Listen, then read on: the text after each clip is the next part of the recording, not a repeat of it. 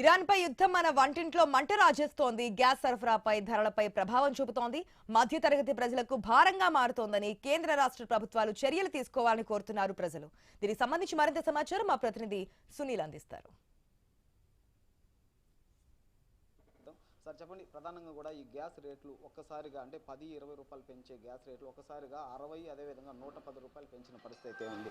దీనివల్ల ప్రజలు కూడా ఇబ్బంది పడుతున్న పరిస్థితి ఉంది. కేంద్ర ప్రభుత్వం దీని మీద ఎలాంటి తగ్గింపు చర్యలు తీసుకోవాలని మీరు అనుకుంటున్నారు? ఇప్పుడు ఆశ్చర్యకరమైన పరిస్థితి ఏంటంటే రేటు పెంచకుండా ఉంటే మనం ఆశ్చర్యపడాలి, కానీ నరేంద్ర మోడీ అనే అతను వచ్చిన తర్వాత రేటు పెంచకుండా ఏ సందర్భంలో కూడా లేడు. ఆయన అధికారంలోకి ప్రధానమంత్రి అయిన వెంటనే మొట్టమొదటి ఏం ప్రకటన చేశాడంటే, మీరు మన దేశంలో ఉండేటటువంటి వాళ్ళు అవకాశం ఉన్నవాళ్ళు గ్యాస్ను సబ్సిడీగా తీసుకోవద్దని చెప్పాడు. చాలామంది అనుకున్నారు. రెండోది, మీరు డబ్బులు నేరుగా తగ్గించను, మీరు కొనుక్కుంటే తర్వాత మీ పేరు తెస్తానన్నాడు. ఇప్పుడు ఏ ఒక్కరి పేరుతో వేయడం లేదు. 10 రూపాయలు 5 రూపాయలు వేసాడు, అది కూడా లేదు. ఆయన వచ్చిన తర్వాత 450 నుంచి ఇప్పుడు 1000 రూపాయల దాకా పెరిగింది. కాకపోతే ఇప్పుడు ఎట్లా పెంచాలని ఆలోచించే సందర్భం యుద్ధం రావడం ఆయనకు అవసరమైంది కాబట్టి దాన్ని అడ్డం పెట్టుకొని ఈ రేట్లు పెంచుతున్నాడు. ప్రజలను దోపిడీ చేయడం తప్ప మరొకటి కాదు.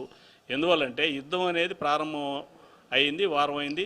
మన దగ్గర 25 రోజులు సరిపడా గ్యాసు, పెట్రోలు, డీజిలు లాంటి అన్నీ ఉన్నాయి, క్రూడ్ ఉన్నాయని చెప్పినారు. మరి 25 రోజులు కాకముందే సంబంధించిన రేటు పెంచమని చెప్పని గ్యాస్ డీలర్లకు అవకాశం ఇవ్వడం అనేది దోపిడీ తప్ప మరొకటి కాదు.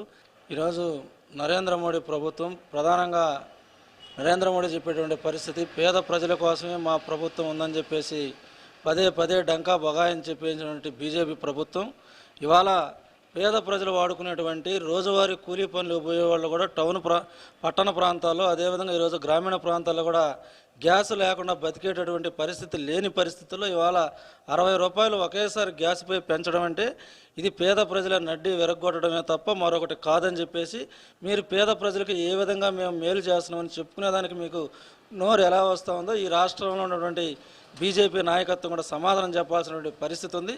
అదేవిధంగా కేంద్ర ప్రభుత్వంతో ఇవాళ కూటమి ప్రభుత్వంగా చెప్పుకున్నటువంటి చంద్రబాబు నాయుడు గారు కూడా రాష్ట్ర ప్రభుత్వం నుంచి ఏమైనా సబ్సిడీలు ఇవ్వగలడా?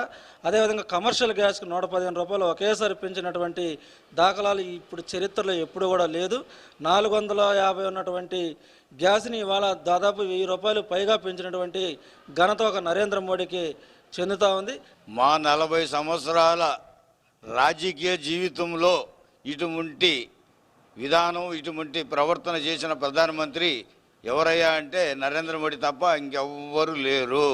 గత ఎన్నికల్లో ఇచ్చిన మాటలకి ఇప్పుడు పెంచిన దానికి బట్టి చూస్తే ఆడవారు గ్రామీణ ప్రాంతాల్లో ఇప్పటికే తెలిసిపోయేసి ఆందోళనకి సిద్ధంగా ఉన్నారు.